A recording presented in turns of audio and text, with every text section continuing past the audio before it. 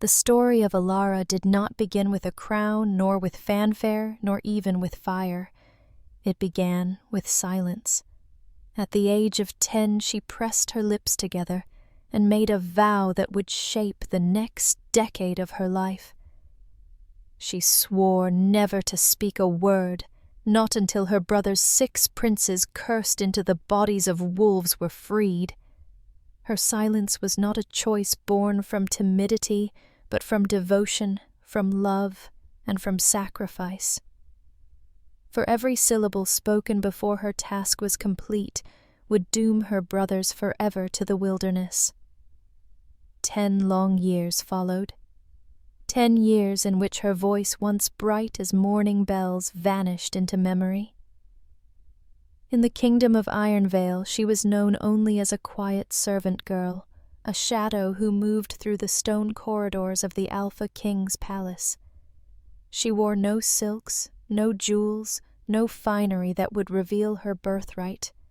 Her hands were rough from labor, scarred from needle pricks and burns from the hearth. Yet in her heart, she carried secrets greater than any noble in the court could imagine.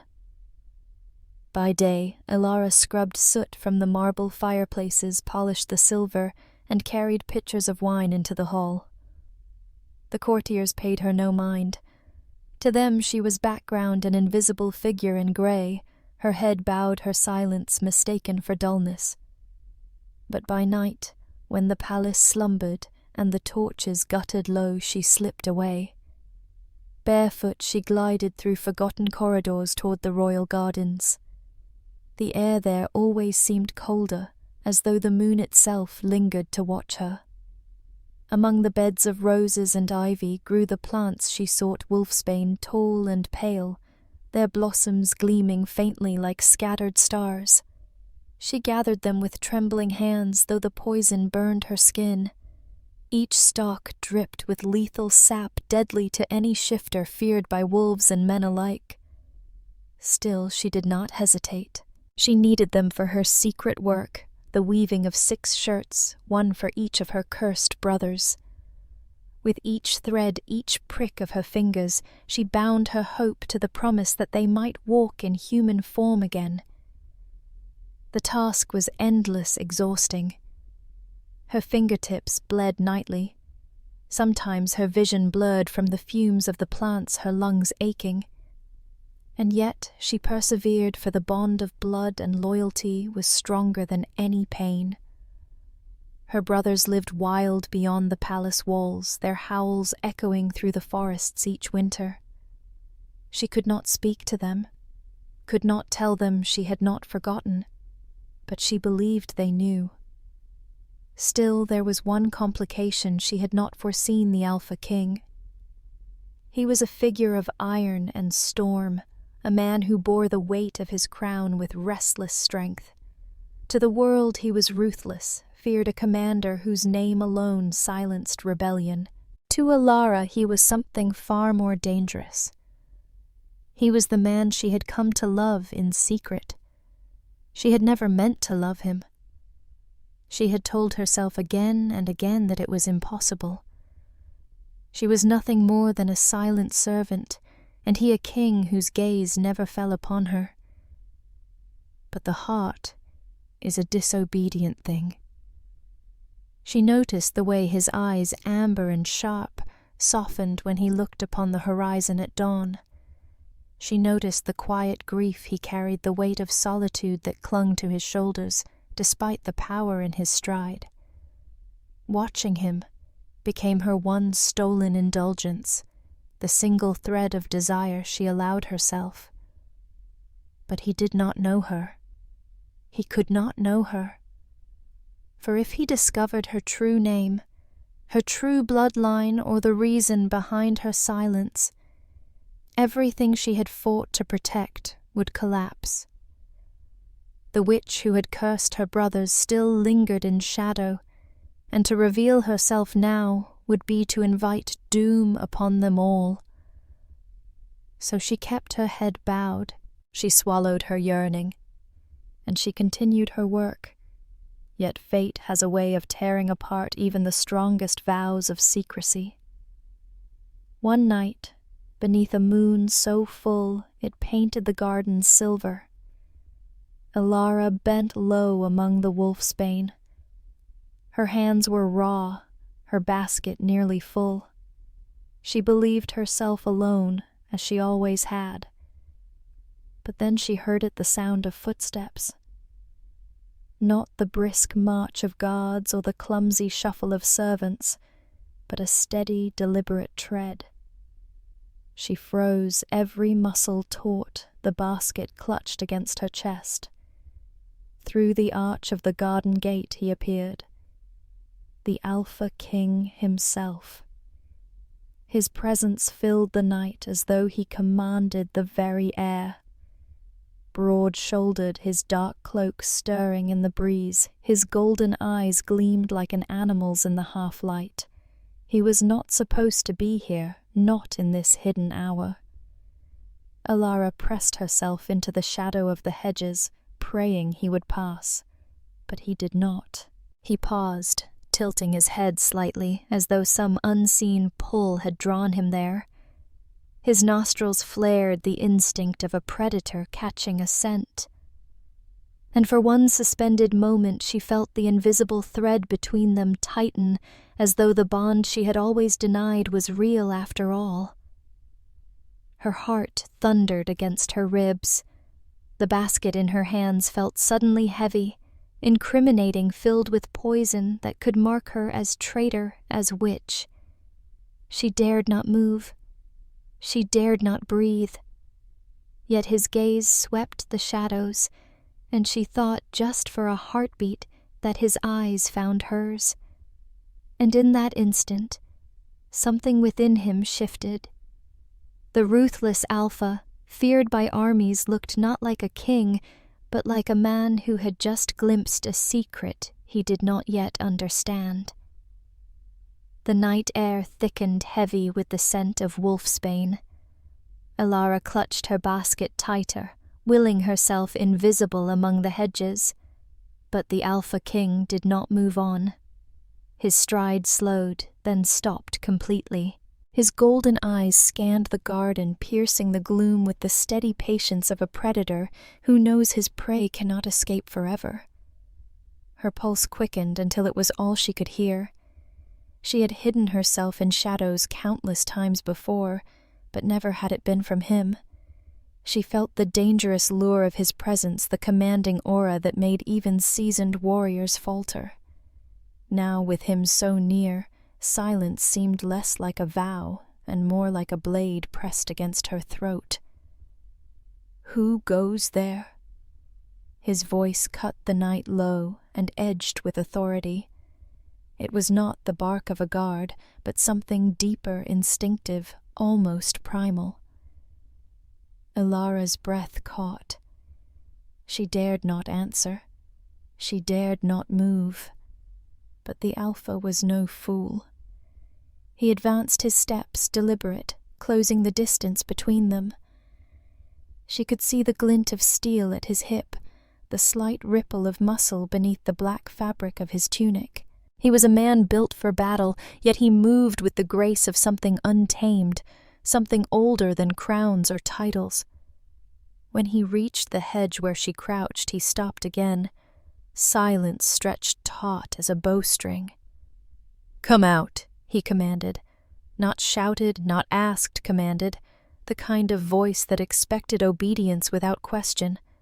Alara's fingers trembled against the wicker of her basket. If she revealed herself, the wolfsbane would betray her. If she stayed hidden, he would find her anyway. Either choice was ruin. Slowly, reluctantly, she rose from the shadows. Moonlight spilled across her features, catching on her pale skin, her storm-grey eyes. For the first time, the Alpha looked upon her not as a faceless servant, but as a woman. His gaze flicked to the basket, to the blossoms within. His jaw tightened, suspicion flashing across his face. "What is this?" His hand brushed the rim of the basket before she could pull it back. "Wolfsbane."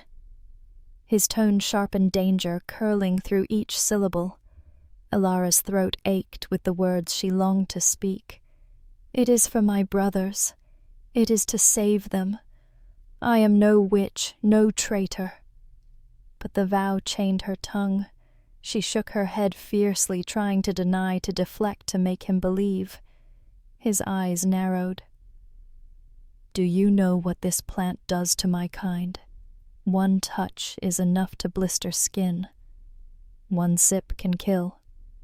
And here you are hoarding it." His gaze searched her face as though peeling back layers she had fought so hard to conceal. "Who are you?" The question struck like lightning.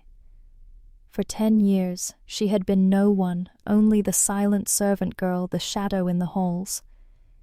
To answer him would be to betray everything she had sacrificed, and so she kept her silence. He studied her for a long moment, his amber eyes burning with curiosity, and something else, something darker, more dangerous. "You will not speak?" he asked at last. Alara's lips parted, but no sound came. She could not. A muscle ticked in his jaw. "So be it. But know this silence does not make you innocent." With a swift motion, he took the basket from her grasp. The stems rattled against one another, their faint glow like embers in the night. His fingers, though hardened by war, recoiled slightly at the burn of their sap. He held the basket away, as though torn between destroying it and keeping it as evidence.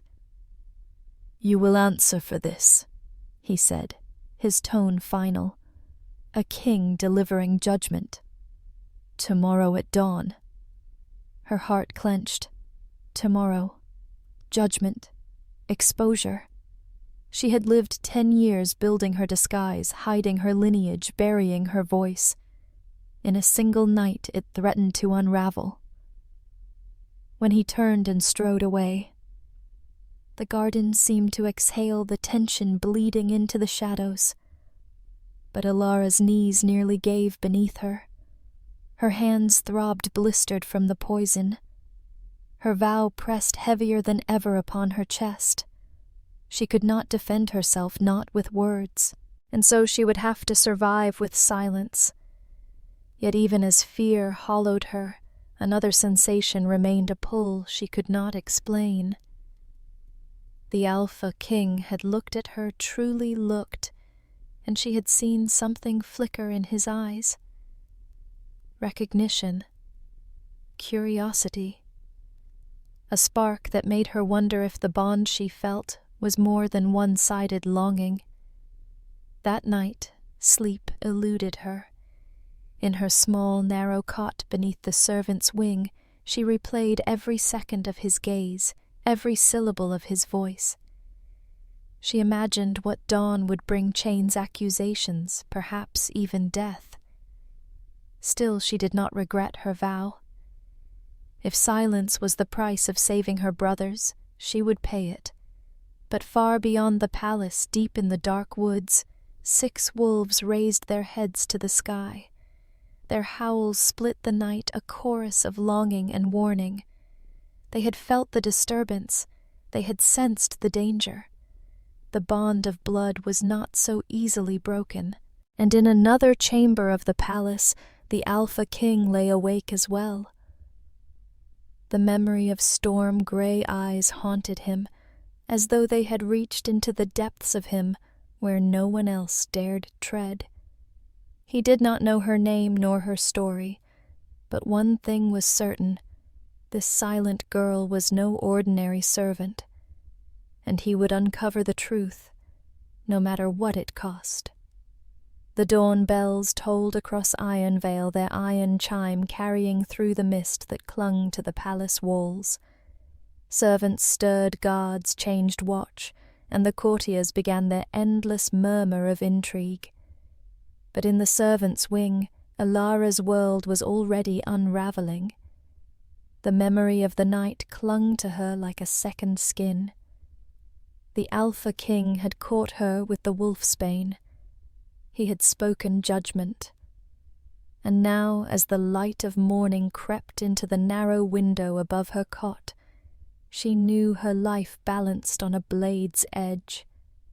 She rose before the others, Han's raw face, pale, her silence more suffocating than ever. She longed to whisper, to explain, to beg for understanding, but her vow held firm. 10 years of silence could not be broken, not when only one shirt remained unfinished, not when her brothers still prowled the forests in cursed forms. To save them, she had to endure whatever awaited her, even if it meant standing accused before the very man she secretly loved. The summons came swiftly. 2 guards appeared in the doorway, their eyes hard, their spears gleaming with polished steel. "You one barked. The king demands your presence. Now." They did not speak her name. They could not, for none of them knew it. To them she was simply the mute girl, the servant with grey eyes who never spoke. But soon the palace would know more than her silence. They would know suspicion, perhaps treachery. They led her through the grand corridors where golden banners hung from vaulted ceilings. Murmurs followed her passage. Court ladies lifted their jeweled heads to whisper behind gloved hands. Pages paused in their errands to stare. She kept her gaze low, her steps steady, though each one carried her closer to a fate she could not predict. At last they reached the high hall. Its vast expanse echoed with the shuffle of boots and the scrape of chairs. Courtiers filled the benches, eager for spectacle. At the center, on a dais of black stone, sat the Alpha King. His presence dominated the chamber broad shoulders, wrapped in a dark cloak, eyes burning like embers in a storm. His expression was carved from iron, but beneath the severity lay something sharper, something watchful. The guards shoved her forward until she stood before him, her basket of wolfsbane already set upon the steps as damning evidence. The blossoms glowed faintly in the light, their poison scent sharp in the hall. A ripple of alarm stirred through the onlookers. Wolfsbane was feared by all shifters, whispered of in hushed tones as a weapon of cowards and witches. To be caught with it was to be marked as a traitor. The king rose to his feet.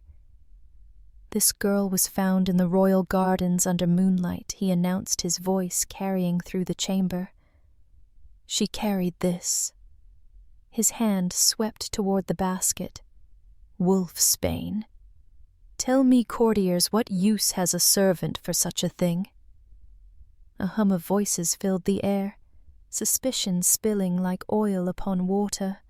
Some muttered of witchcraft, others of spies of rival courts who would see Unveiled weakened. Alara's heart pounded her silence, a prison that grew tighter with every breath. The king's gaze fell on her. "Speak," he ordered. "Tell us your purpose." She lifted her eyes to his storm-grey meeting gold. Her lips parted, but no sound escaped. Her vow bound her throat as surely as chains. She shook her head once, desperate, trying to plead with her gaze alone. The hall erupted in gasps and curses. "A witch," someone hissed. "Poison in our walls." Another shouted, "She means to kill the Alpha." The king silenced them with a raised hand. His eyes narrowed, studying her with unnerving intensity. "You refuse to speak."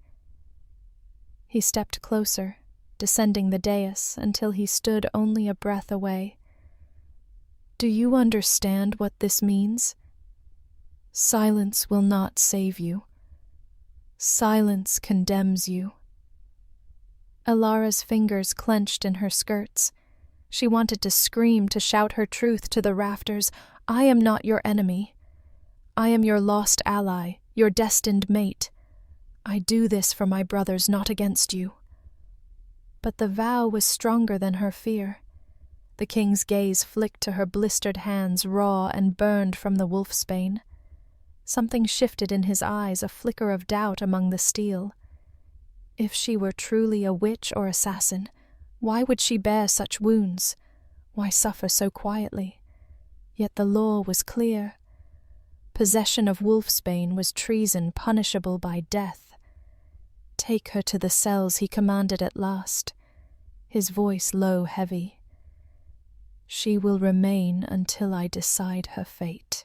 Gasps rose again, but the guards obeyed. They seized her arms, dragging her toward the iron doors at the hall's end. Her steps stumbled. Her silence screamed, but she did not resist. She could not. Her vow chained her, and her secret weighed heavier with each heartbeat. But as she was led away, her eyes caught his one last time.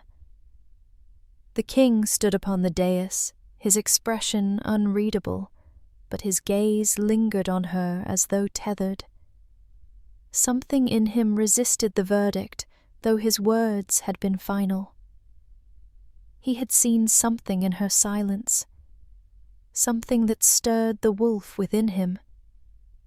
Far beyond the palace walls, in the depths of the dark forest, the 6 wolves stirred. They lifted their heads, sensing their sister's peril. The bond of blood shivered through the night air, a warning carried on the wind. And in the shadows above the high hall, cloaked in smoke and malice, another presence watched with cold amusement. The witch who had cursed Alara's brothers had not forgotten the girl who defied her. Queen Morwen had waited years for this moment, for the vow to break, for the silence to shatter. Now she smiled, for she knew the trap was closing. The cell had no warmth, only the slow drip of water from the ceiling and the stink of rust. Alara sat on the narrow bench, her hands folded in her lap, her lips sealed. The stone pressed its chill into her bones, but she would not shiver. She had endured worse nights in the forest with only roots to eat, years of silence gnawing at her throat. But now her vow weighed heavier than ever, for the Alpha King's life dangled in the balance, and she had no way to warn him. Hours passed. The torches sputtered out in the corridor. Just when she thought the guards would forget her, the door creaked open and a figure slipped inside. Not the king. Not his soldiers. A woman tall and cloaked, with a smile sharp enough to cut. The air grew colder in her presence, though no wind stirred. "Alara," the woman whispered, savoring the name as if it were stolen treasure. "Did you think you could hide from me forever?" The sound of that voice struck Alara like a lash. Morwen, the witch queen who had destroyed her family, who had cast the curse that bound her brothers to the forest as beasts. Alara's fingers clenched against her skirts, though she kept her face still. Morwen's eyes gleamed with cruel amusement. 10 years of silence, and still you cling to it. Admirable, if foolish. I came to remind you that your time is nearly ended. Tonight, the Alpha drinks his last wine. 1 drop, and his heart will falter. Unveiled will fall into my hands as easily as a fruit overripe with rot. Alara's chest tightened. The king he did not know. He could not know. Morwen leaned close, her breath like frost on Alara's cheek. "Break your vow, little princess, and I will spare him. Speak 1 word and this poison will vanish like smoke. But keep your silence, and you will watch him die." Alara's throat burned with the ache of unshed words. Her body trembled with the urge to cry out, "Don't drink. She will kill you." Yet her vow held firm, binding her tongue tighter than iron chains. With a mocking laugh, Morwen swept from the cell, leaving behind only the scent of smoke and lilacs.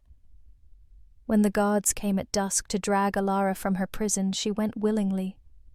Not to beg, not to plead, but to act. She had one chance, perhaps her last, to save the Alpha King without breaking the vow. The feast hall glittered with firelight and gold. Courtiers laughed behind jeweled masks, their voices a hive of intrigue.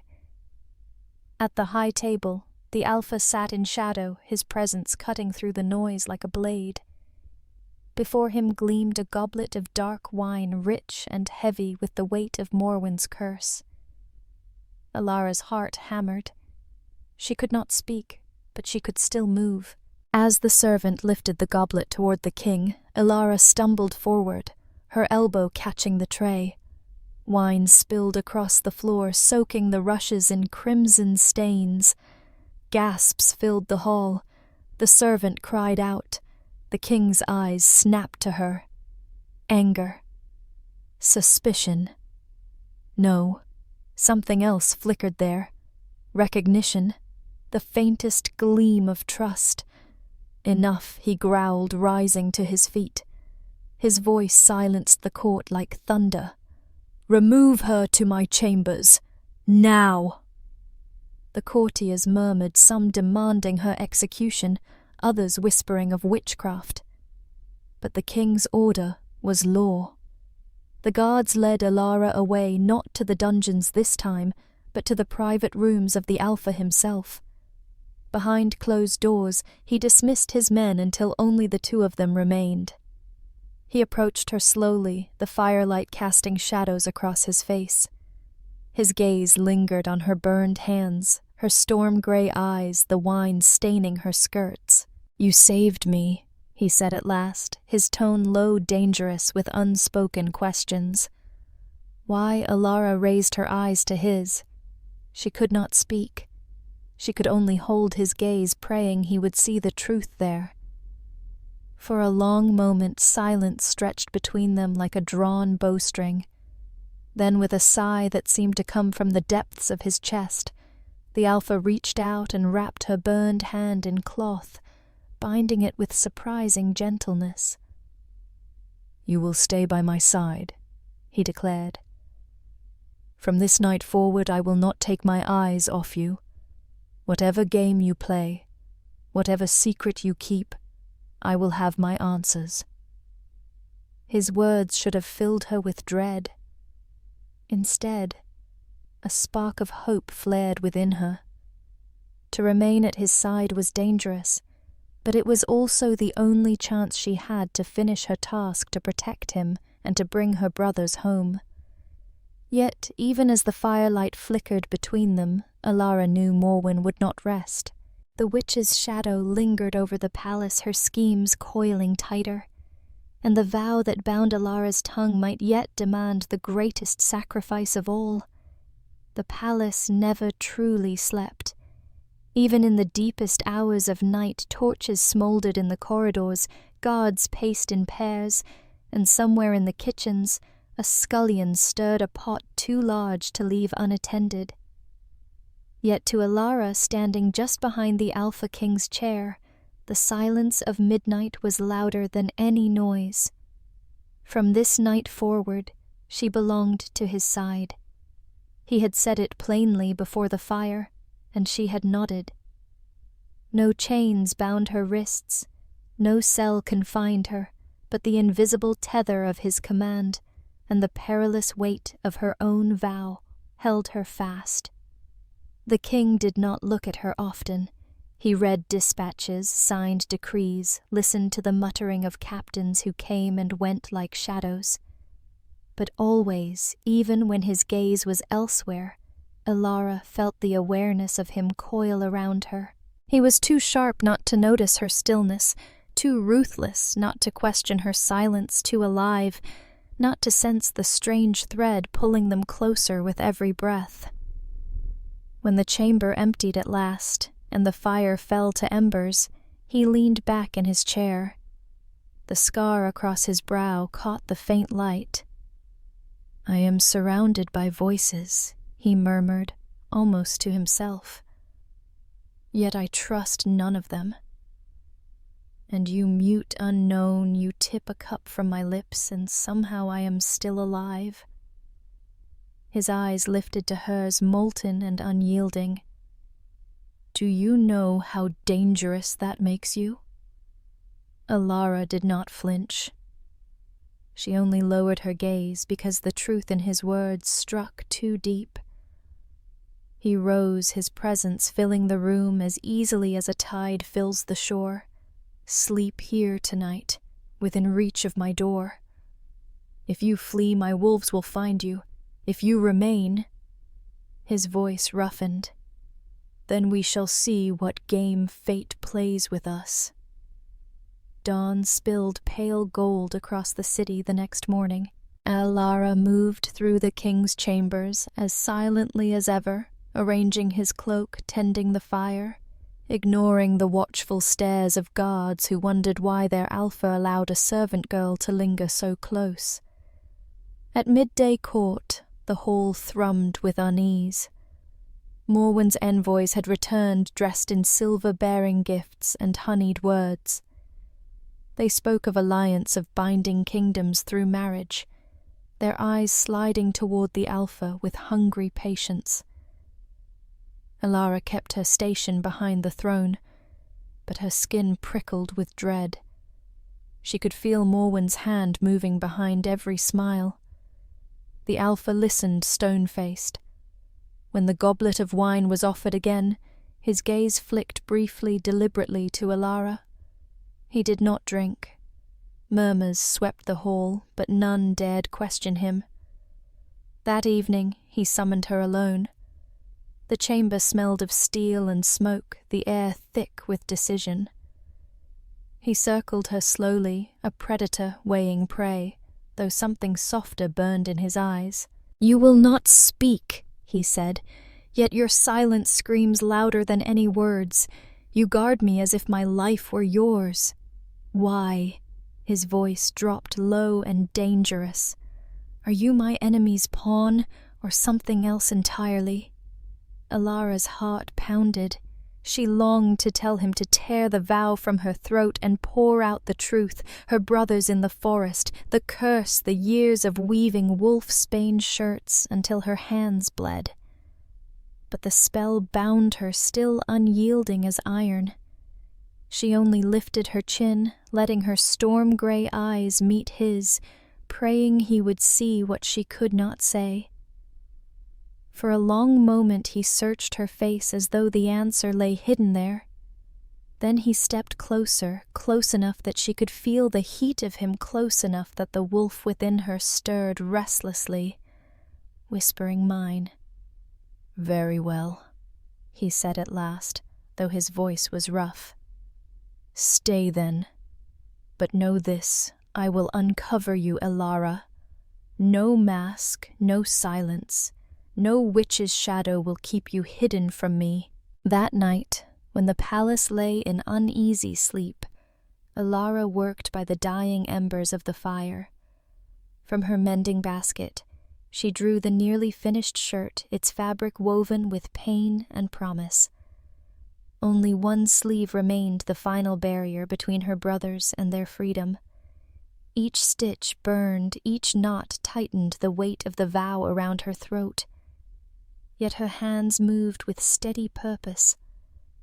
For them, for the king, for the fragile hope that still flickered against the darkness she would endure. And as the threads tightened beneath her fingers, Alara knew that Morwen's shadow was gathering again closer, heavier, more dangerous than ever. Because queens who dealt in curses did not yield their prey easily. And the ruthless alpha who had begun to see her not as a servant, but as something far more, was about to discover the secret she had bled to keep for 10 long years. Storm clouds gathered over Ironvale, heavy and bruised, as if the very sky prepared for war. The palace courtyards lay slick with rain, and thunder rolled against the mountains like drums of omen. Alara felt the change in the air as keenly as she felt the pull of her vow the moment of reckoning was near.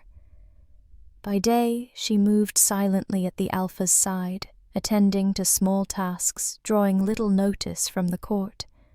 But by night, when shadows deepened and the guards dozed at their posts, she returned to her secret work. The final shirt lay folded in her chest, only one last stitch unfinished, one thread dangling like a promise, waiting to be claimed. She worked until her fingers bled anew, the wolfsbane thread burning as though dipped in flame.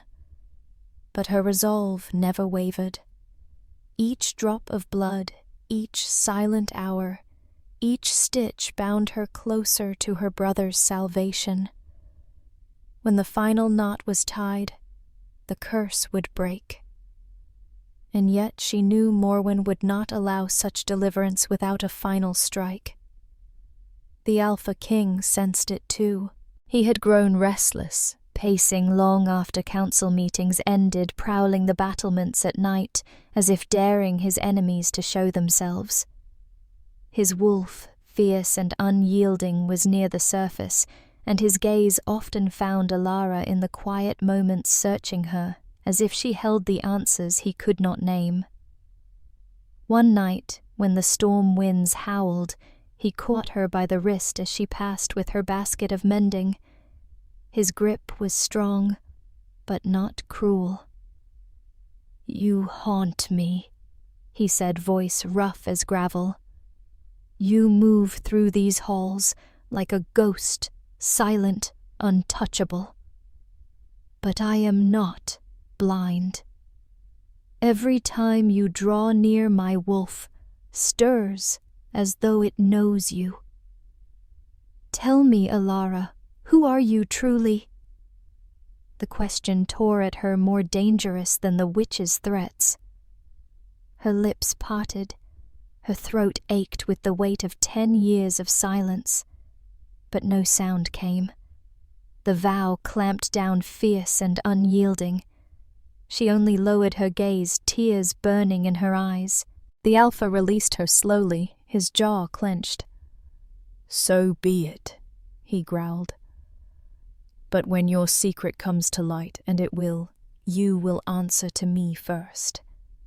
The next day, Morwen struck. The palace bells rang in alarm as fire spread across the outer gates. Black-cloaked figures, her servants, poured into the courtyards, wielding blades that glimmered with dark enchantments. Screams echoed through the marble halls as courtiers fled, and the Alpha's soldiers clashed steel with sorcery. Alara darted through the chaos, her heart hammering. She carried the nearly finished shirt beneath her cloak, clutching it as though it were her own soul. Somewhere in the wild hills her brothers fought their cursed forms, drawn by the breaking of the vow's time. If she could only finish the shirt, freedom was within reach. But Morwen herself descended into the hall, her beauty terrible, her voice a whip of command. "Seize her!" she shrieked, her gaze locking onto Alara. "The mute girl hides what belongs to me." Alara froze as hands closed around her arms, dragging her forward. The Alpha roared from across the hall, cutting through enemies with feral precision. His eyes burned when he saw her in chains. "Release her!" His command split the air like lightning. But Morwen only laughed, her power swelling. "Do you not see Damon for now?" she named him. "She is no servant. She is the last daughter of the kingdom I burned. She is the one who would undo my curse. And she has deceived you for 10 years. The hall fell into stunned silence. The Alpha's blade faltered in his hand, his gaze locking onto Alara's. His wolf surged behind his eyes, furious, betrayed, bewildered. Alara's knees weakened. The truth was out, her secret torn open, not by her own choice, but by her enemy's hand. Still she did not speak. She could not. She only lifted the half-finished shirt, the wolfsbane threads glowing faintly in the stormlight, as if to say, "This is who I am. This is why I have bled." This is what I fight for." The Alpha's chest heaved, torn between rage and recognition. And in that moment, as Morwen's shadows gathered around them, Elara knew the battle was only beginning. The storm raged above the palace, as though the heavens themselves warred against Morwen's power. Lightning cracked, painting the sky in white fire, and thunder shook the very stones. Inside the great hall, battle tore through marble and iron.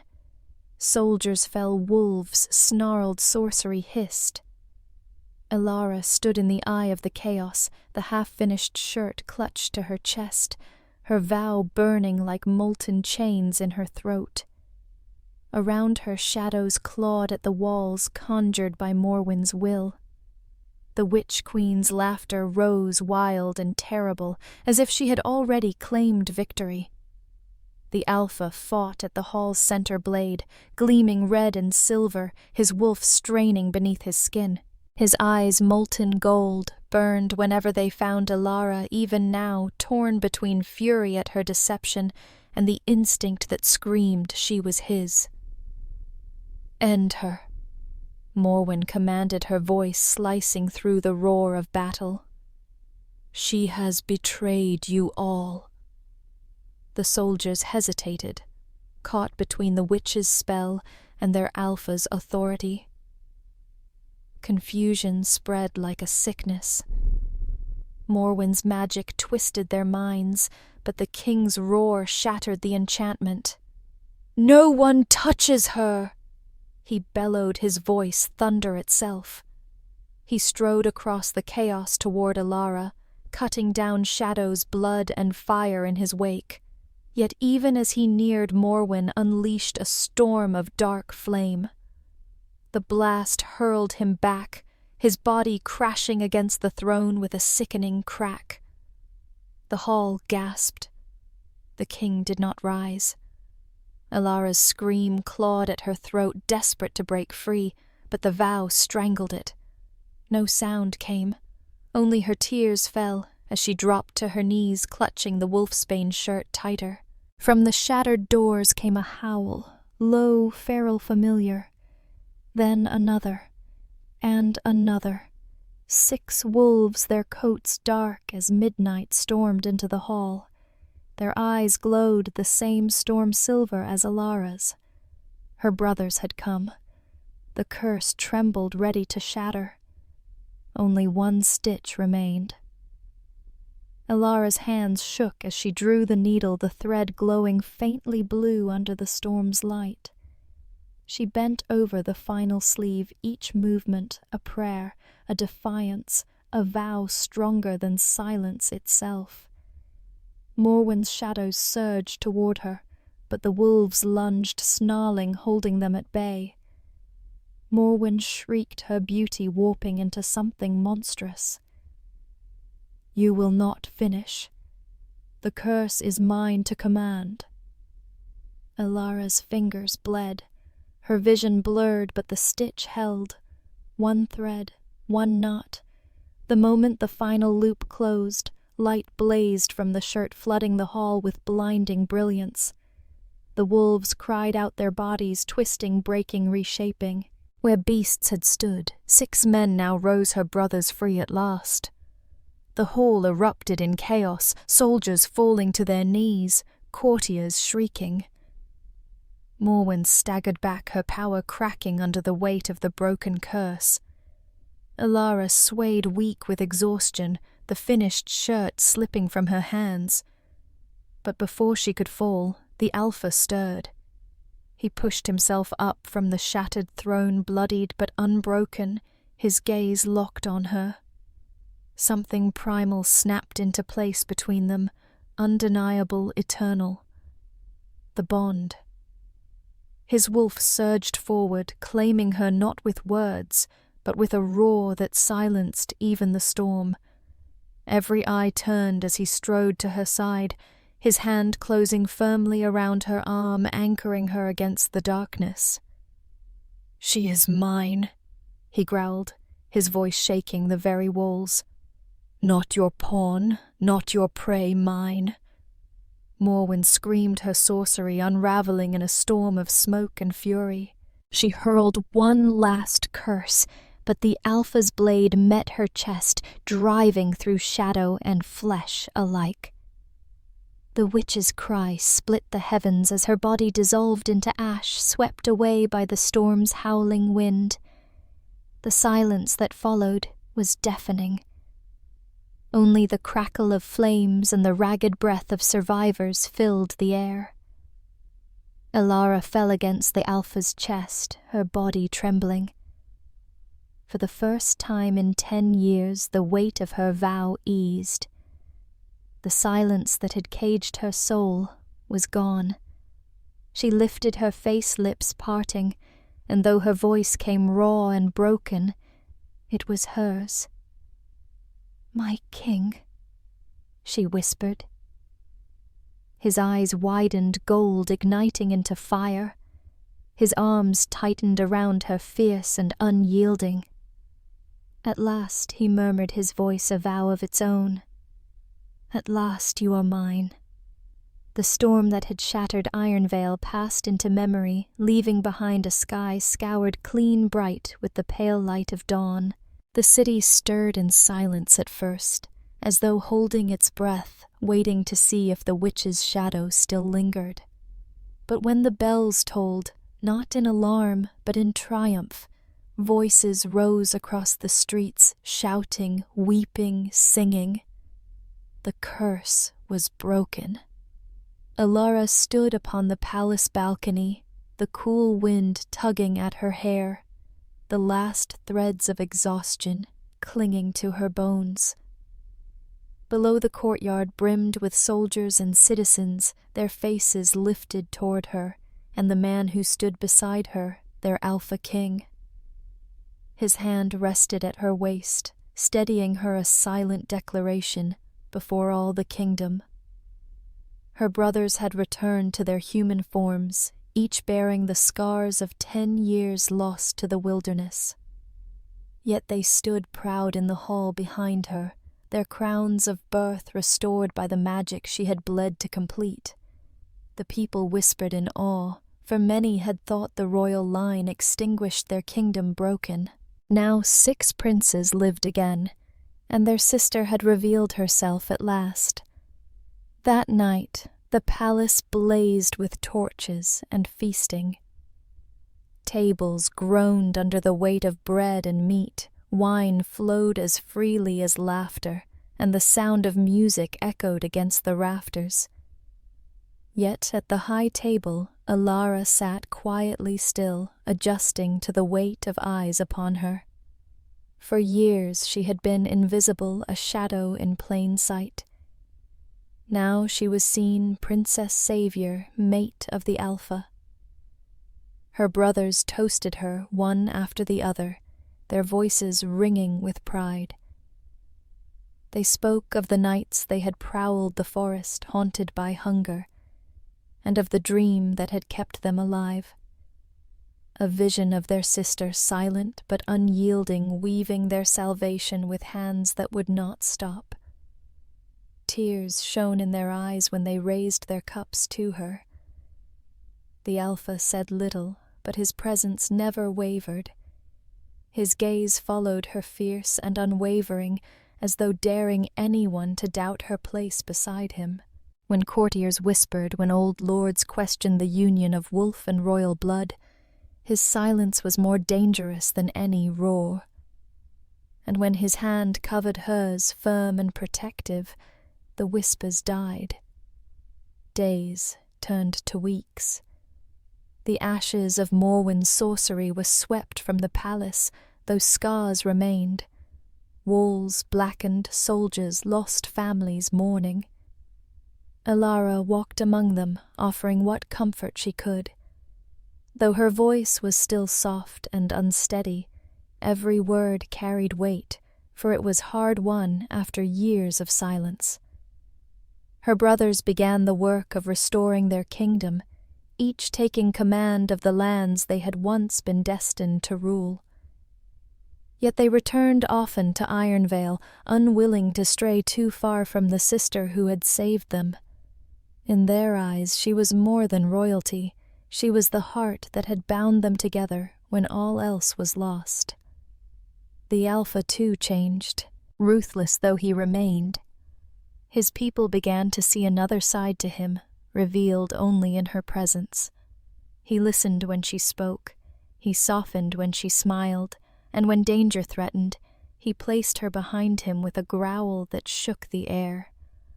The bond between them was unbreakable now, sealed in fire and storm. One evening when the court had grown quiet and the torches flickered low, Elara stood once more on the balcony. The stars shimmered sharp and endless.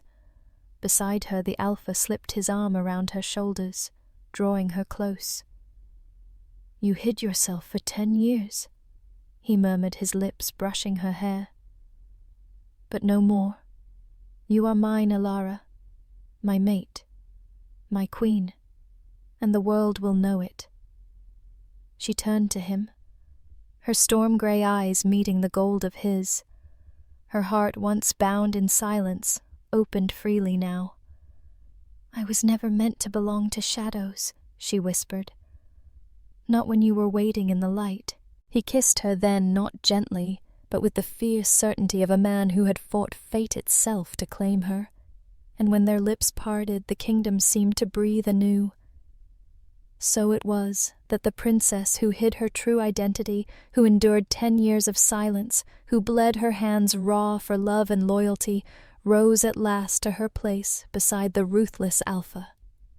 Together they bound 2 realms with a bond no witch could sever, forged in sacrifice, tested by shadows, and made eternal in the storm. And when the people of Ironvale spoke of that night in years to come, they would not speak of curses or battles or flames.